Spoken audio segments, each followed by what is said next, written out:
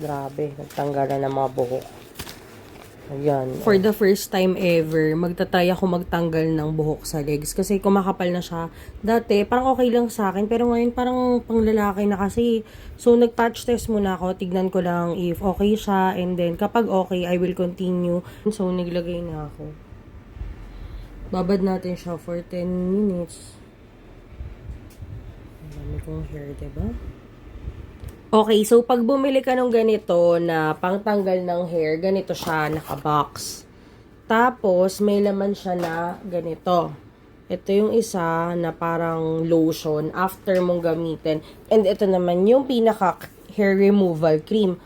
So, it's been 10 minutes and ayan, try na natin siya natanggalin. Okay, parang natatanggal naman.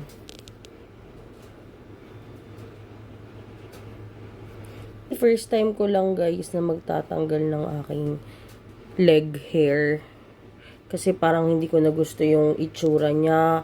Mukha na akong parang lalaki. Okay, so ayan na siya oh. Tanggal na. Parang V to guys. Pero mas mura kasi.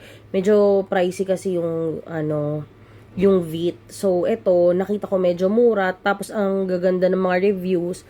Kaya sabi ko to try ko muna. And nag-patch test naman ako. Okay naman.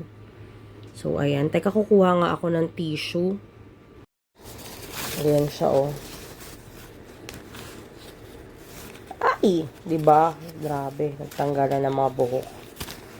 Ayan, oh. Ayan.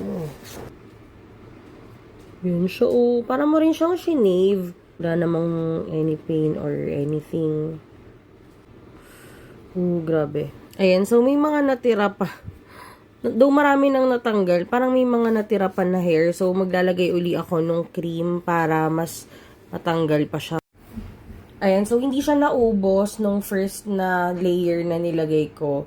May mga natira. So, naglagay uli ako. Ayan, may mga iba pa kasi na natira.